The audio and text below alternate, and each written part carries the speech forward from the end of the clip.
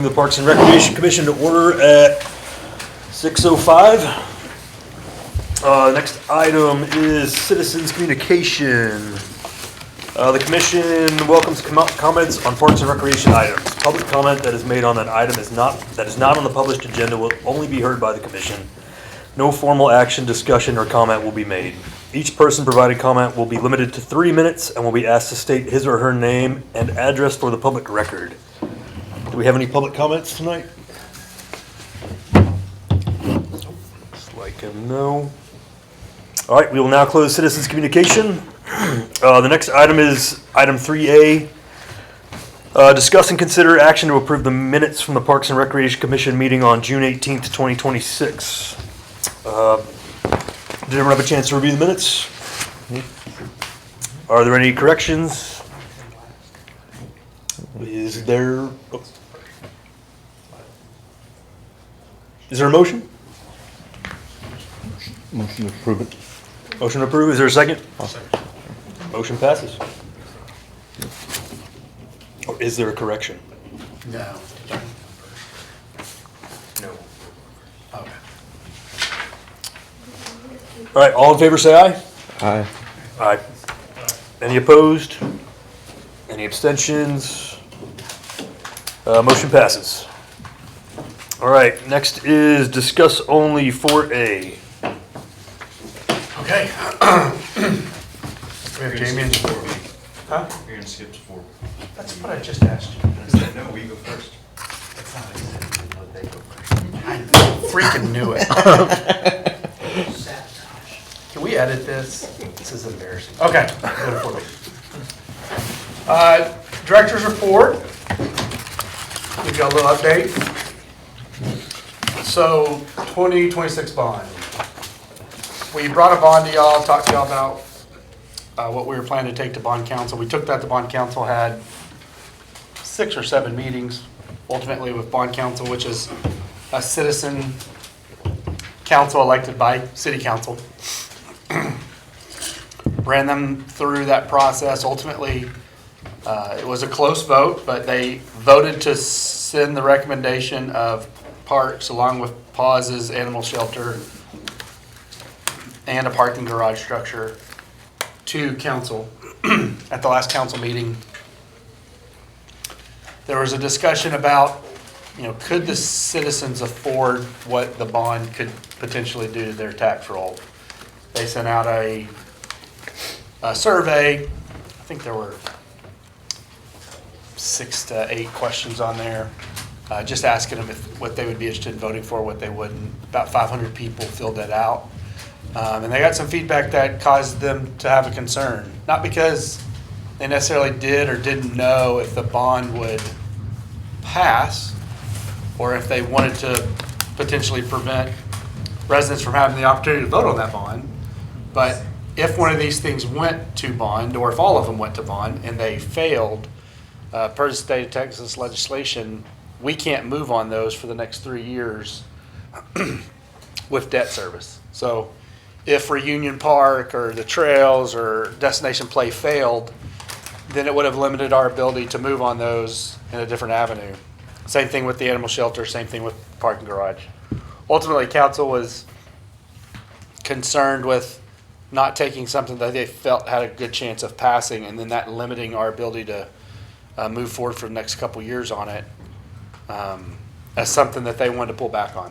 So ultimately, at the last council meeting, city council decided not to have any bond in this upcoming 2026 election.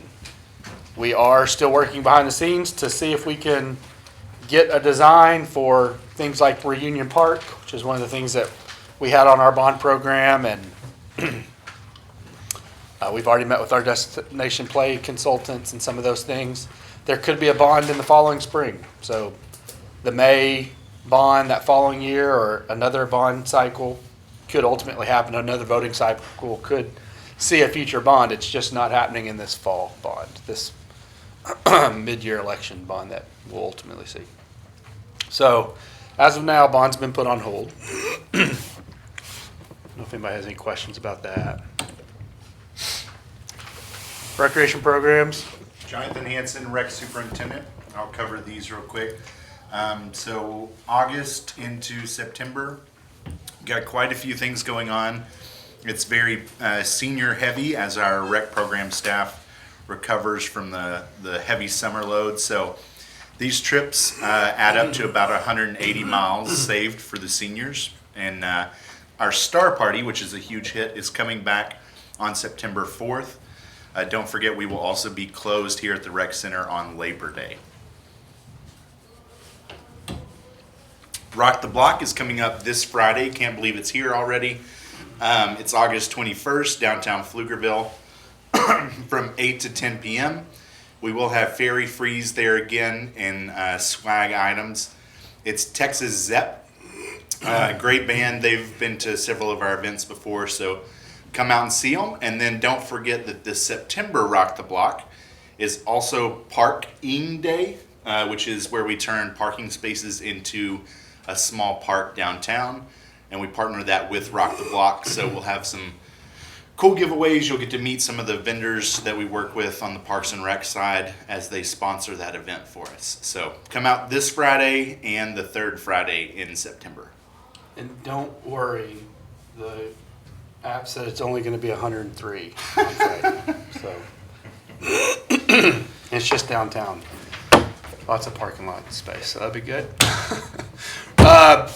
Road expansion. The lake is seeing an impact from the road expansion, Pflugerville Parkway. If you've driven out that direction, you've definitely seen some construction going on over there. The current parking lot is being torn up or has been torn up because the road is expanding into that space. If you look here, there's 3 locations of south side parking. The 2 longer ones that were road base or gravel, you might have seen them, felt like they were maybe gravel parking spaces. Those are not, you can't access them at this time. But there's the small one, the concrete one with the portables is still available to you. Plus the north parking lot and the west parking lot. So you still got some options to park, but these larger south side ones are unavailable. This trail, as it gets close to this road, the road expansion is bringing that road even closer to that trail. And because of that, there is some impact to trail usage. But we're committed to keeping it open for trail users. Sorry. So we'll be using flaggers in those areas through trail impact. So if you're walking or you know of someone walking or they're complaining about the impact, there should be a flagger out there when an apparatus is swinging over the trail, per se, that flaggers will pause all trail usage and allow that operation to finish, and then trail users can keep going. So there should be no closure of trails, which is great for our 5Ks, our fun runs, and just our recreational users.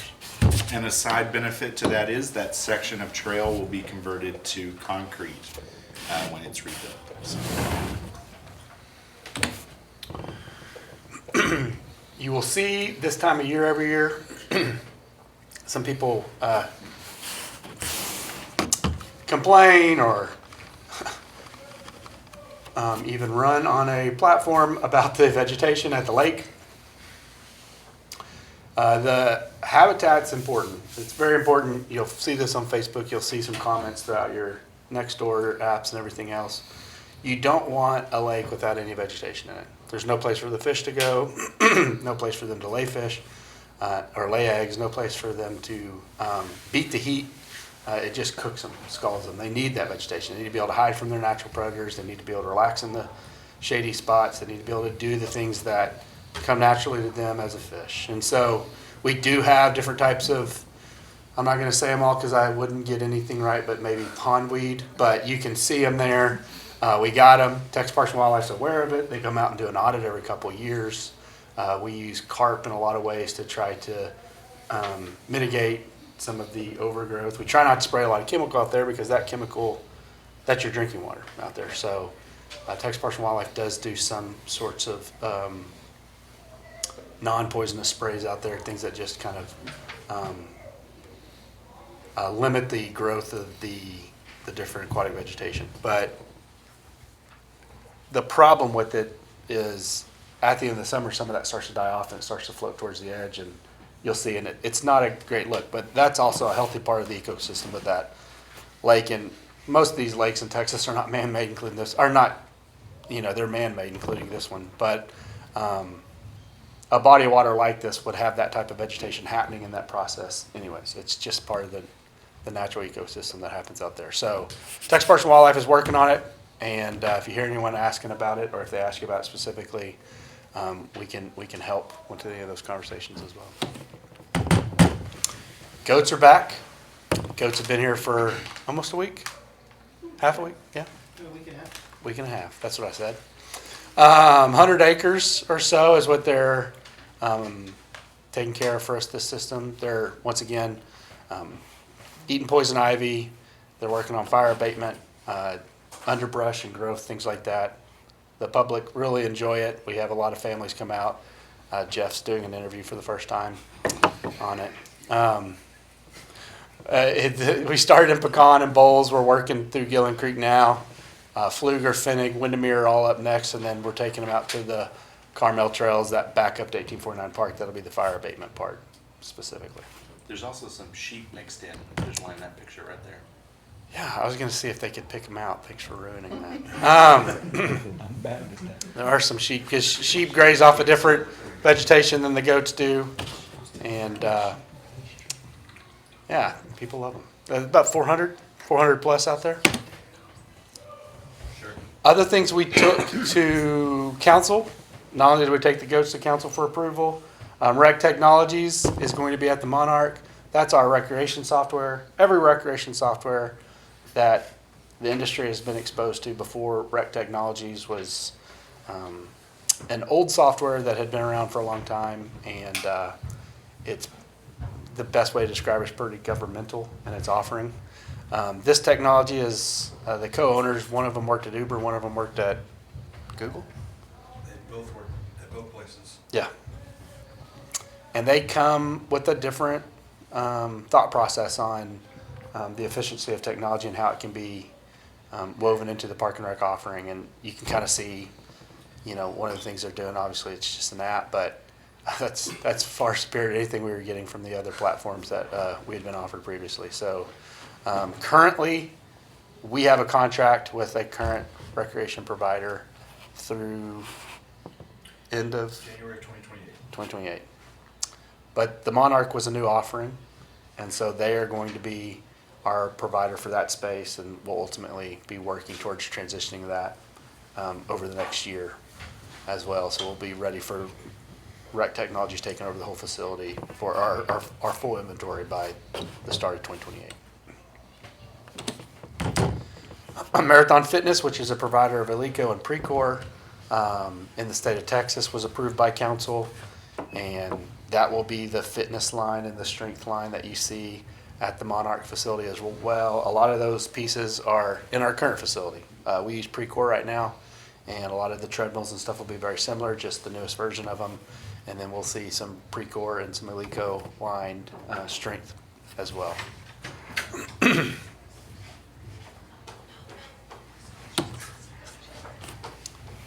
Jonathan. So wanted to wrap up our summer programming. So this summer we had a total of 1,089 fun campers. So that's a very important service that we provide, giving our summer kids some enrichment while their parents are still working. And then we also had, that should not say swim camp, that's a typo, I'm sorry, swim lesson participants, that was 1,910. Obviously introducing kids to swimming and getting them on the road to not fearing water, because once someone has the ability to swim, they're much less likely to drown, and so that is a very important offering. And then if you saw any of it, we had a very successful July's Parks and Rec Month, where we did a social campaign and several outreach events, and it was, I think, very successful. We heard a lot of good feedback on things that we're currently doing, things that people want to see from us in the future. So it was a very good summer for us. I would say, I'm going to knock on wood for future years, but it was a relatively issue-free summer, which was great and an absolute compliment. Reminder, these are part-time staff who are running these things. These are potentially high school kids with the responsibility for kids' lives in their hands, and they did an outstanding job on a very hot summer. So we really, really appreciate them. And if they're listening, we hope they come back and work for us again next summer or at the Monarch. Absolutely. And that's the director's report. We have an update for Deutschenfest as well. Jonathan? Okay, I'm going to sit at the table on this one. So, thank you for serving on the Deutschenfest steering committee. Suckers. So we are bringing forward the idea of formalizing our alcohol vendor policy. You may be wondering, why are we doing that? Our current practice has never really been formally adopted anywhere, and so it's just kind of been a series of things that staff always knew about the alcohol vendors, but it's never been written down. And with the footprint of the event growing and the attendance of the event growing, we really need to start putting some of those things down. Written standards create a fair and consistent process, and so we feel like it's a good time now that the event is entering its 50th anniversary to go ahead and formalize those processes. This will also be seen by the Council Special Events Subcommittee at the end of the month, and so this is really to get your thoughts and feelings on it. This is not a discuss and consider, it's a discuss only, but just to get any feedback that you might have. So what this process does is it essentially demarcates and keeps city authority. So the department will set the number, the size of the booth, and the placement of the booth of these alcohol vendors. Staff may initiate expansion based on service, demand, wait times, footprint, safety, or just other operational needs. When the city decides whether to offer an opportunity, we can either do that to an existing nonprofit or to a new nonprofit. So as a reminder, the city does not make the agreement with the alcohol vendor or provider. We are making that agreement with the nonprofits. So nonprofits are the people who are bringing in those alcohol vendors. What the agreement does not do is it does not designate what the partnership has to be. So partnerships remain flexible between the nonprofits and their vendors or suppliers.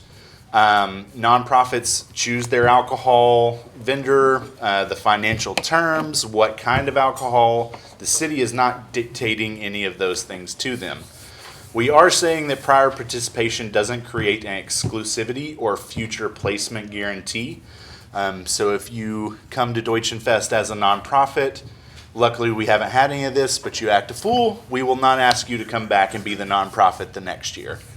An annual staff review will inform any future changes. So on a regular basis, every year we're at least doing an after action, and then staff are meeting so that we can get feedback from other departments, from police, from fire, from planning. So we're kind of getting that feedback.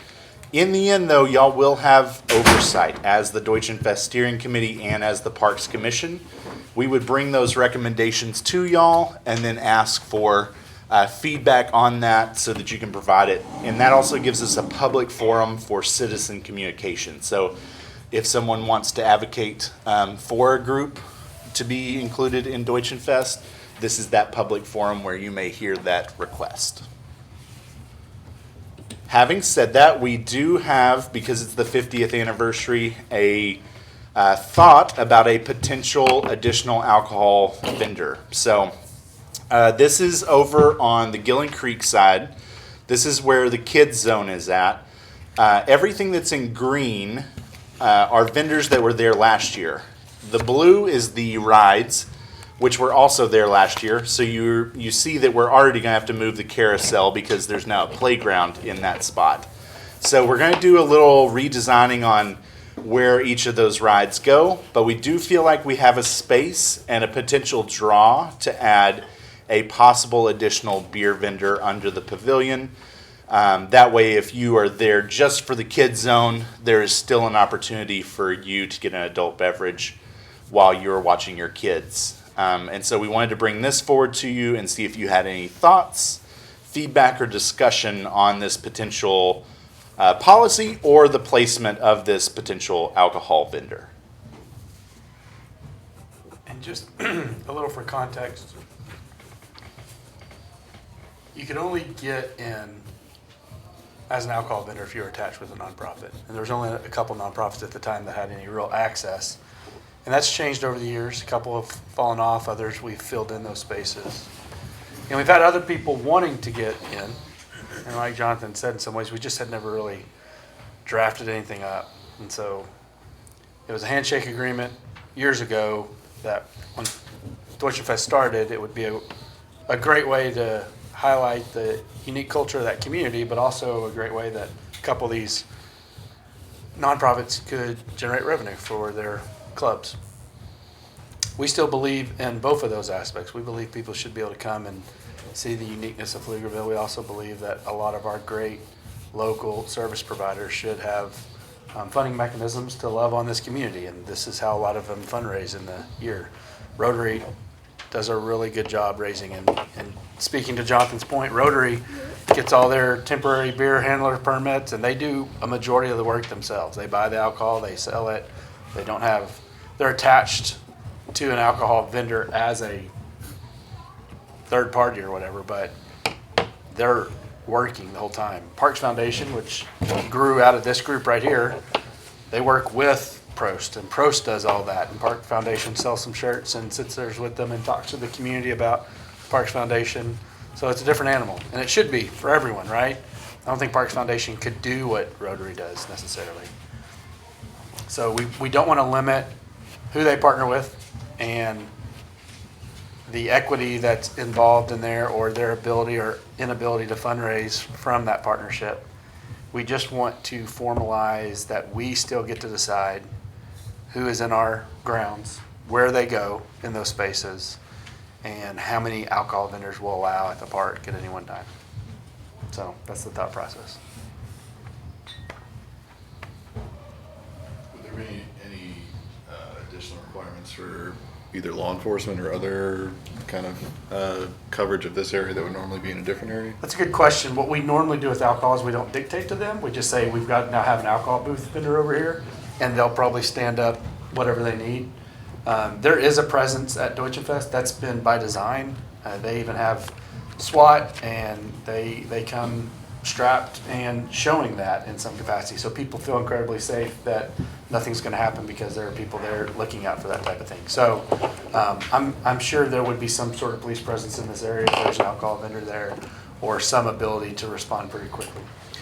And having the vendors is actually, for us, a safer way to do it. So if you've ever gone to Deutsche Fest, you'll see the signs at the front that you cannot bring in your own coolers or own beverages. So you are being served by someone in the event. And so it is a closed event. You can only enter with a ticket or with wearing German or Texan clothing. And so it allows PD to monitor in a closed format who's coming in and out. It's not just, it would be a little different if there was not fencing around the entire event. It wasn't enclosed and ticketed.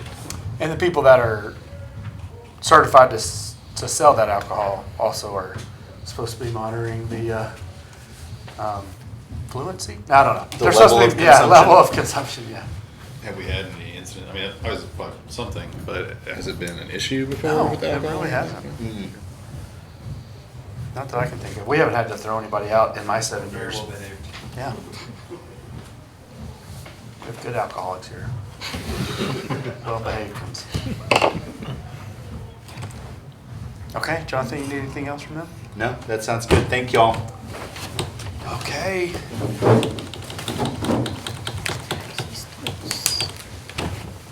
Next up, we have Jamie's crew here from 110%. They are going to follow up on the conversation I had with y'all in May about the financial sustainability process. They have an exercise that they're going to take y'all through and more discussion. And Jeff, you have anything to say? Yeah, y'all can have a 2 or 3 minute break to grab some Chick-fil-A Oh. while we get plugged in. There you go. Gotcha.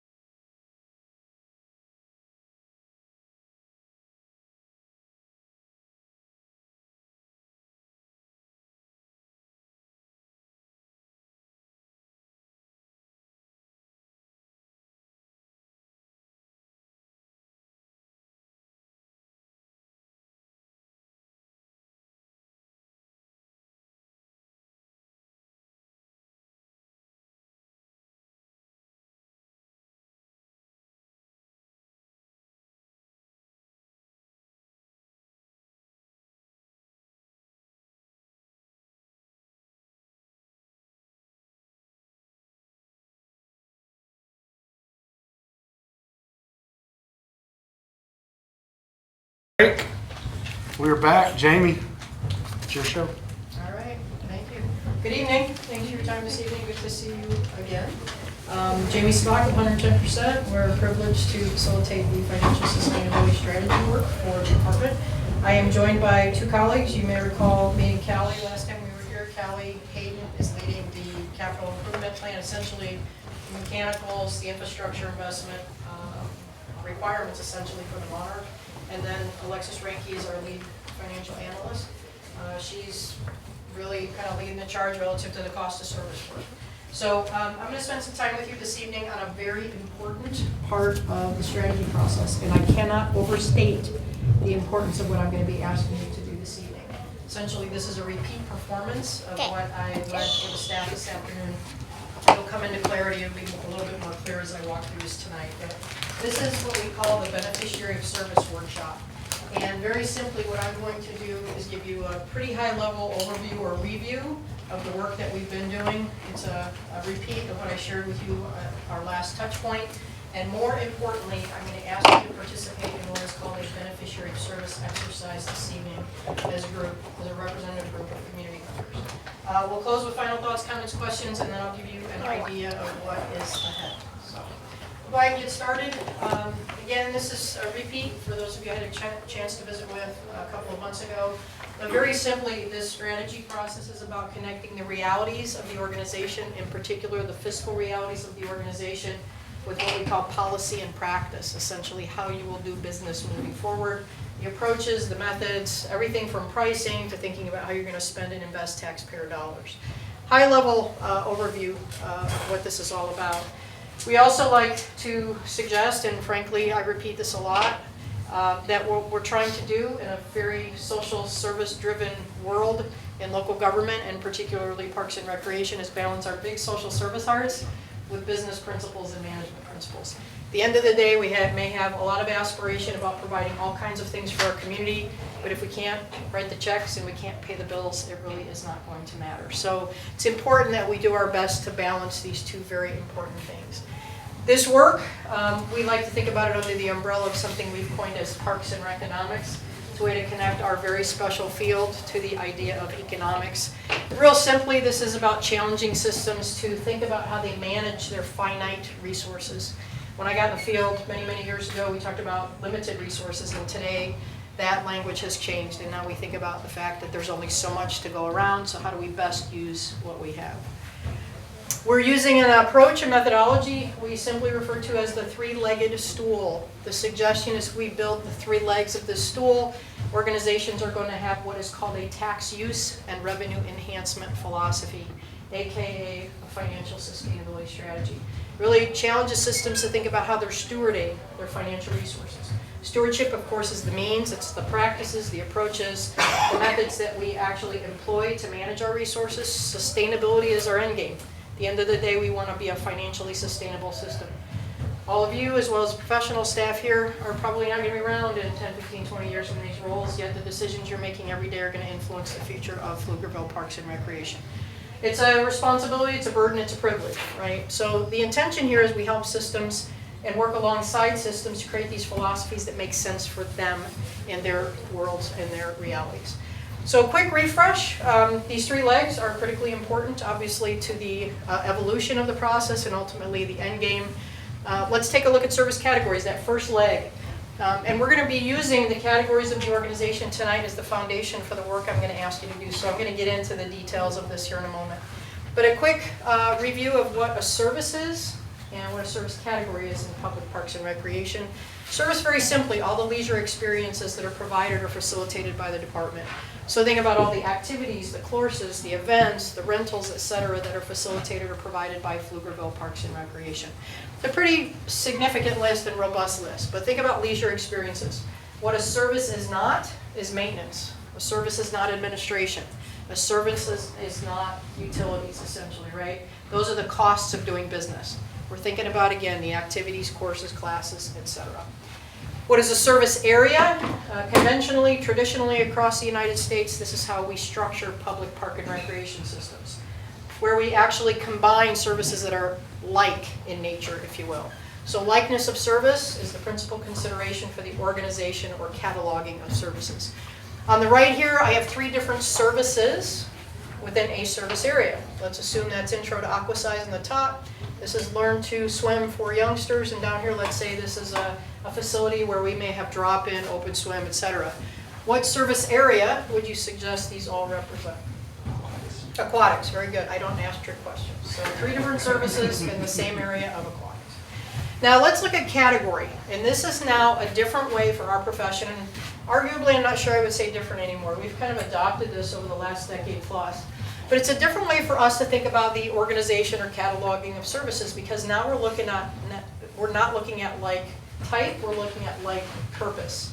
So, like purpose becomes the principal consideration for the organization of services. So I've transferred over the Intro to Aquasize service, the class. Let's say here we've got an Adam level youth flag football program, and here we've got an Intro to Pottery class. So the service is Intro to Aquasize. What service area would you guess that's in again?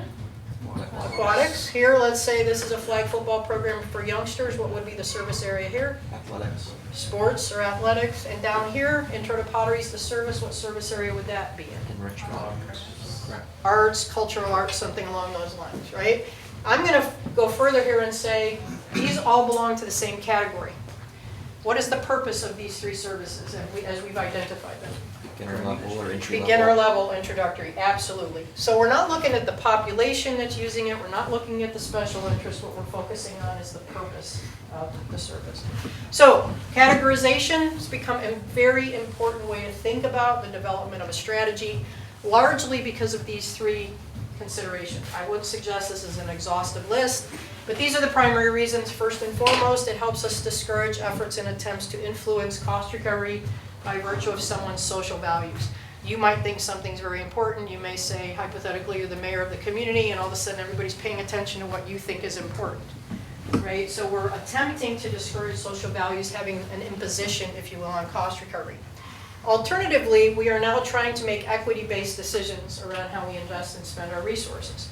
We're no longer looking at a particular population, a particular group, a particular special interest. We're focused again on the purpose of the service. And then finally, it does lead us to eliminating arbitrary goal setting. The staff in the room know how much I hate arbitrary.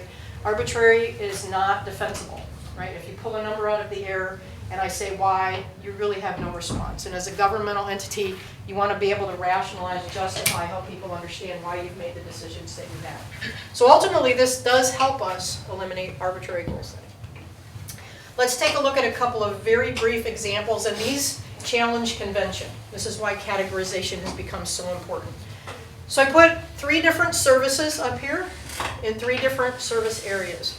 Let's say over here we've got an Intro to Fitness program for older adults. So the service is Intro to Fitness. The service area is seniors.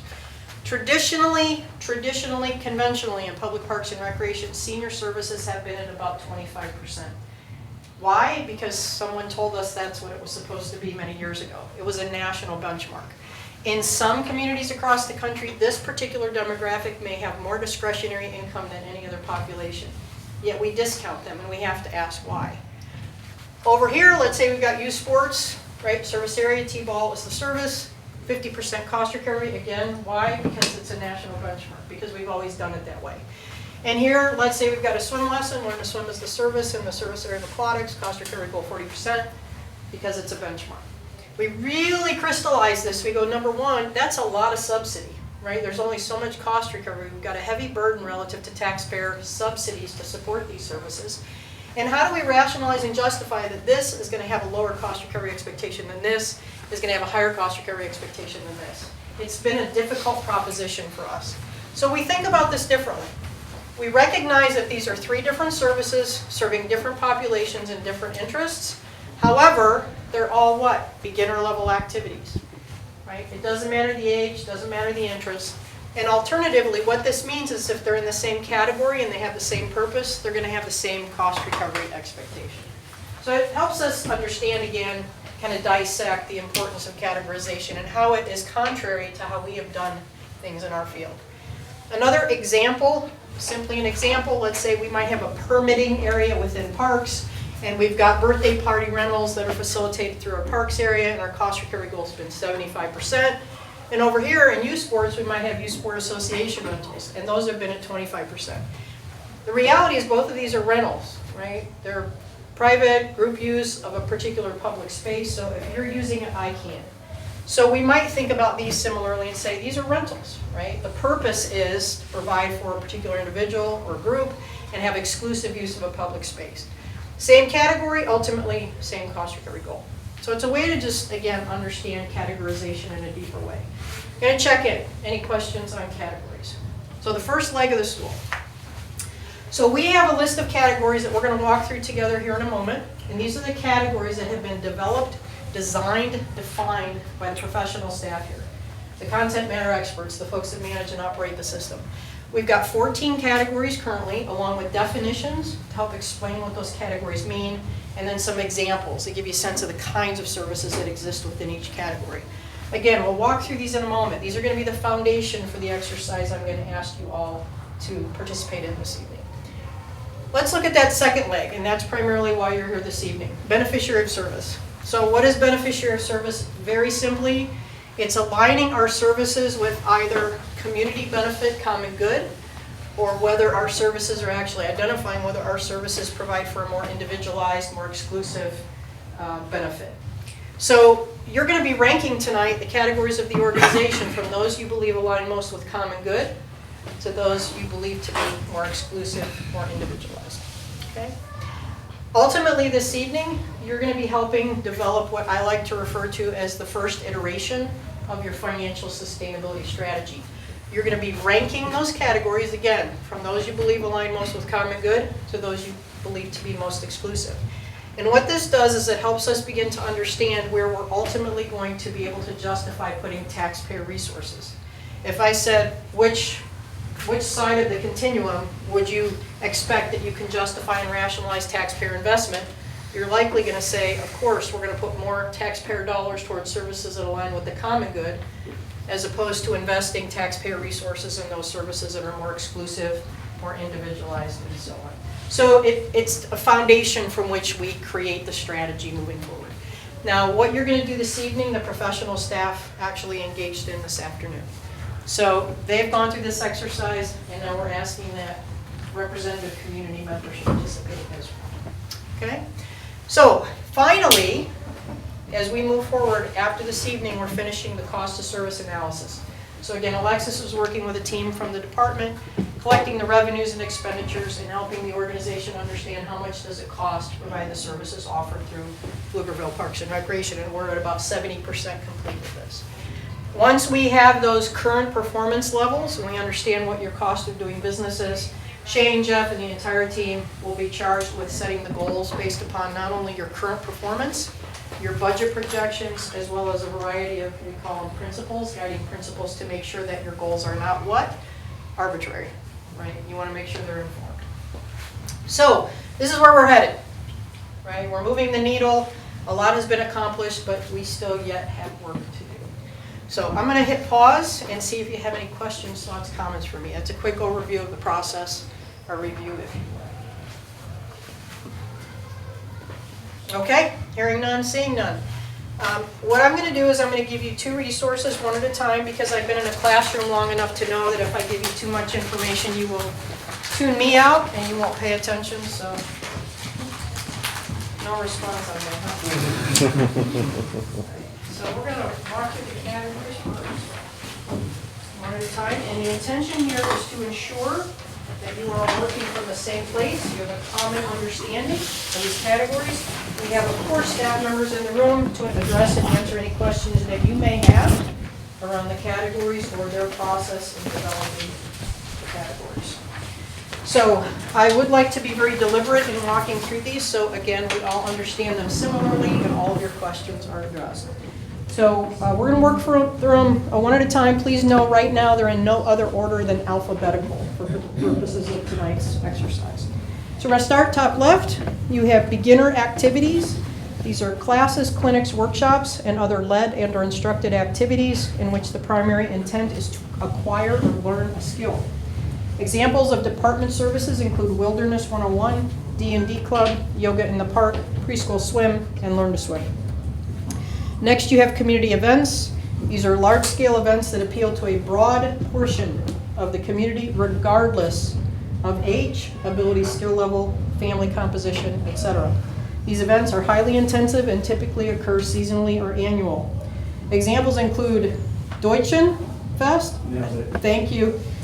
You should have heard my interpretation of that earlier today. It's very arbitrary. Yeah, it was very arbitrary. Thank you, Shane.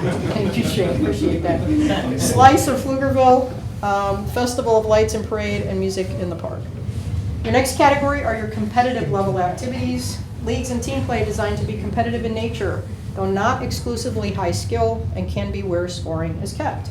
Examples include Flamingo Swim Team and esports. Next are your drop-in activities, self-directed activities that do not require registration or instruction, but do include supervision or oversight by staff and/or volunteers. Examples include senior card clubs, open gym, and weightlifting. Next, education and enrichment activities. Classes, clinics, workshops, and other led and/or instructed activities designed to enhance self-sufficiency and personal development through education. Examples include Fun Camp, Unplug and Explore, and Star Party. Next, you have food and beverage sales. Consumable goods for purchase at various parks and/or recreation facilities. Think things like concession items. Finally, on that bottom left column, you have human services. These are services designed to help with the remediation of life challenges and to assist those in need to maintain independence and connection to the community. Examples include emergency shelter and polling location. Top right, you have intermediate, advanced level activities, classes, clinics, workshops, and other led and/or instructed activities in which the primary intent is to advance or master a skill. Examples include Master Swim, Level 4 swim lessons. Next, merchandise sales, non-consumable goods for purchase at various parks and facilities. Examples, think t-shirts and hats. Open access, self-directed use of parks and park areas that does not include supervision or oversight by staff and/or volunteers. Think your parks, trails, open spaces, playgrounds, sports courts.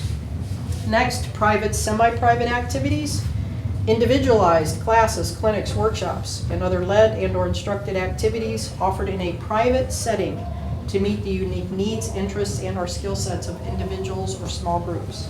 Things like private swim lessons and personal training. Rentals, space and facility reservations for exclusive use by an individual or group. Think sports field rentals, pool rentals, stage rentals, green, red barn rentals. Special events, your 13th category, focused events and trips designed for a target market niche and/or specific interest. Daddy-daughter dance, egg palooza, freeze, flop, and senior trips. And last but not least, you have a category called specialized business services.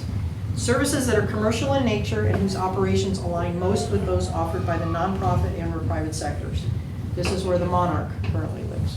Okay, so you have 14 categories, category names, definitions to help clarify what they mean, and then a list of examples to help give you a sense of the kinds of services within each category. I'm going to hit pause, see if you have any questions about any of the categories, whether it be for me or any of the staff. We're good? Okay, so let's get to the ask this evening. I'll walk you through the instructions here and put you to work. So this is what is called beneficiary service exercise. Quick reminder, nobody owns this intellectual property. This is not our property or anyone else's. Beneficiary of service is tied to who benefits should pay. To what degree, of course, needs to be determined. This is a way economists in the U.S. economy have differentiated goods and services for decades. Determining the beneficiary of service is a primary driver for how this organization can make informed, defensible taxpayer investment, arguably spending decisions. Following this approach, the department's categories have a specific set of characteristics, so think the definitions in the examples. They're going to help provide a rationale ultimately for who should pay, whether it's the taxpayers, the individual user themselves, or maybe a little bit of both, and to what degree. So what I'd like to do is review the two definitions in the belly, because this is very important relative to how you'll think about conducting or completing rather the analysis. So first of all, what do we mean by common good services? We hear that a lot in local government, but we often don't define it. Common good services, for the purposes of this exercise, contribute to the common or the greater good, and can be characterized as essential services, AKA, these are your must-haves, having community-wide impact. These services intend to influence social and environmental issues and needs. Typically, there are no similar or like services provided in the community. Common good services contribute to greater equity, ultimately making everyone's lives in Pflugerville better. The other side of the coin are your exclusive services. These serve specialized interests that benefit individuals more than the common or greater good. These services can be characterized as your discretionary services, or they're nice to haves, with less community-wide impact and can include constraints and/or barriers to access. Typically, similar or like services are provided in your service area by others and other sectors. What I'm asking you to do this evening, and I'm going to ask you to start by doing this independently of one another, okay, is you're going to rank the categories, those 14 categories we just reviewed, from the category you believe aligns most with the definition of common good to the category you believe aligns most with the definition of exclusive. Common good will be number 1, exclusive will be number 14. There's 2 things I'd like you to consider and or not do. Process that for a moment. First, please do not think about money. I understand this is a financial sustainability strategy, but this exercise is simply about aligning your services with either common good or exclusive benefit. We will get to the money part of this, as you can imagine. So that's please don't do that. The other is just simply a recommendation. Some folks find it to be beneficial to do a bookend approach, meaning you start with the 1, you go to the 14, and work your way towards the middle, because the middle gets a little more gray, okay? So it's a recommendation. If you're a linear thinker and doer, you'll probably go 1 to 14 or 14 to 1, whatever works for you. I want to give you some time independently, individually, to do this exercise. Once everyone's finished, I'm going to ask you to work as a group. And I'm going to ask you as a group to come to consensus, if possible. Okay? So take some time to do this, at your places and spaces alone. Please give me the high sign, let me know when you're finished, and then I'll ask the group to gather, and then I'll ask you to complete this exercise as a larger group. Okay? Any questions before you get started? One last note, I failed to mention this to the staff earlier. On the back, if you're kind of a literal thinker, if you have questions about what do you mean by essential or what do you mean by accessible, we created some definitions on the back to help with that. This is a subjective exercise, but the definitions actually create a little bit more objectivity. So, questions? All right. Natalie's going to give hints right now. Crayons here too, though. Yeah.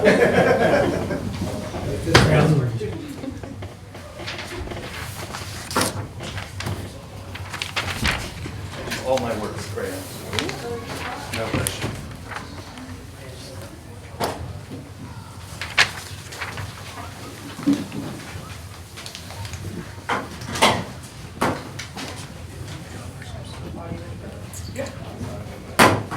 I think the most difficult part of the audio is the basketball thing Oh, in the yeah. background.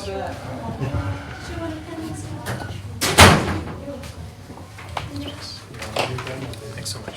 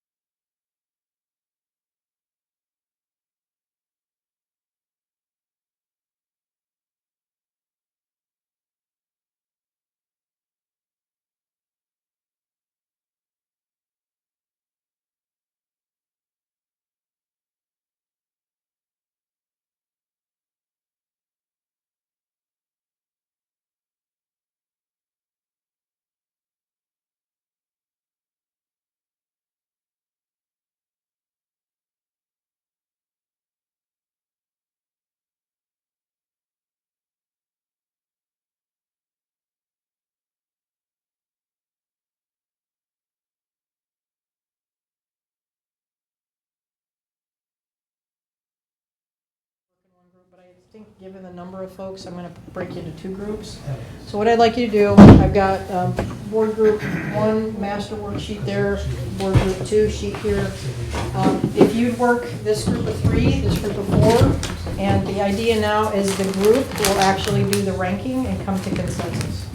Okay, so the 4 of you will work together. Someone from your group will chart on that one. Similarly over here, someone will chart on that one. That would be my. That's handwriting. Yeah, shake, you wanna sit right here, and then I'll just shake down.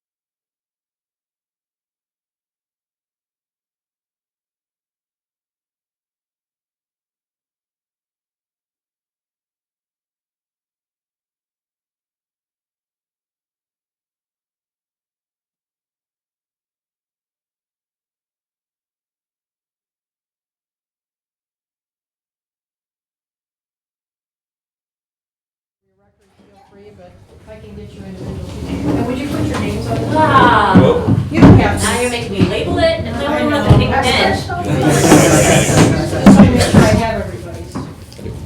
You also say Shane's doing a good job. We have 1, 2. Did y'all choose that? Thank you.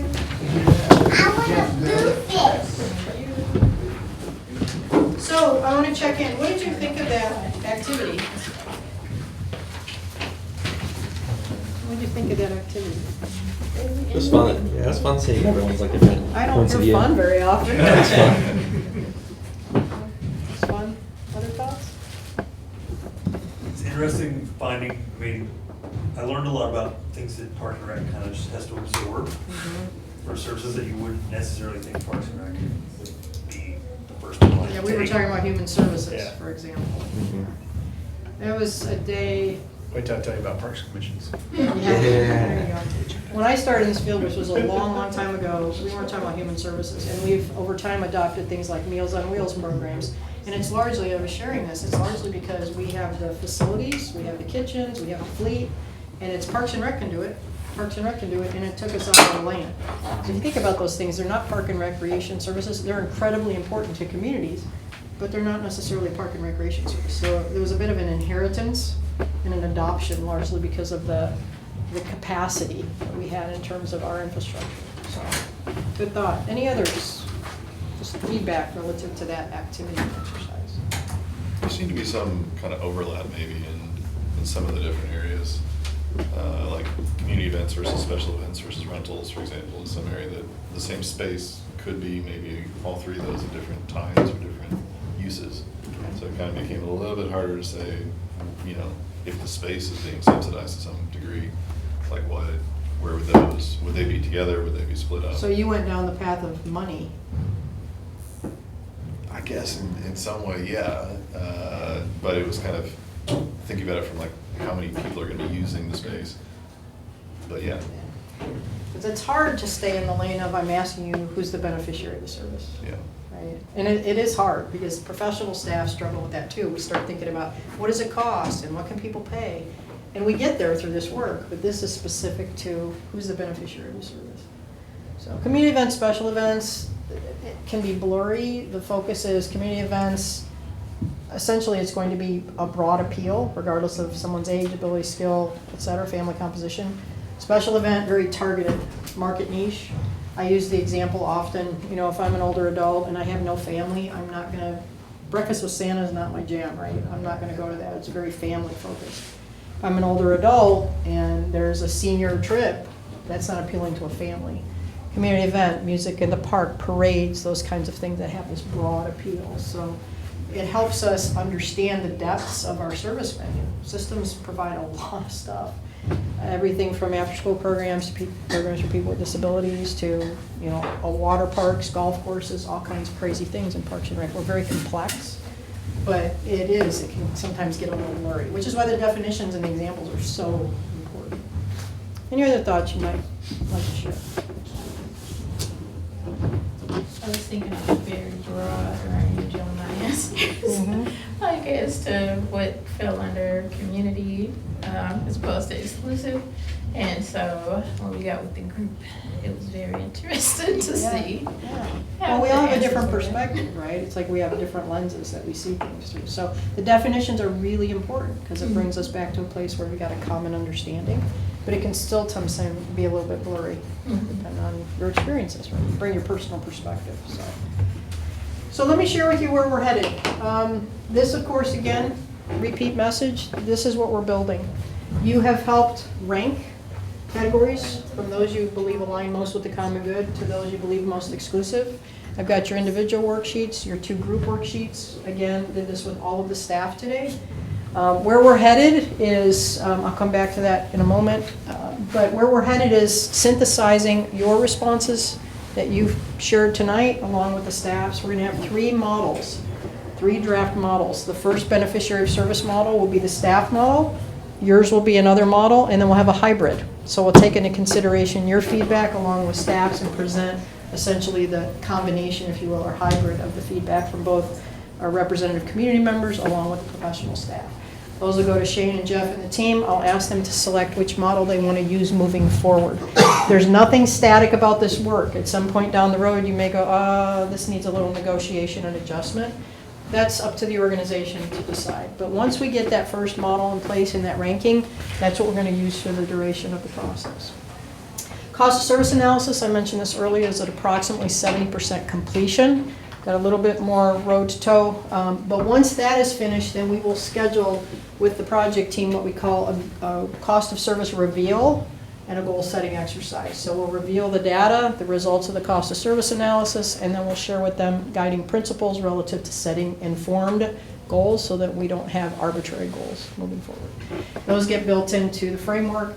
And then Monarch framework, Monarch financial framework, we've started that work, but now that we're at this place in the process for the department as a whole, we can now really dive into that part of this process a little bit more deeply, with a little bit more energy, I think, because we've got more information now. So we've still got some work to do, but we're making progress, and things are starting to come together. So, Jeff, Shane, anything you might want to share for the greater good? No, thank y'all for bumping up early for this and participating. Yeah. And I'm happy to answer any questions that you may have for me about the process or anything about this evening. And I very much appreciate your time, as always. So, thank you. So much.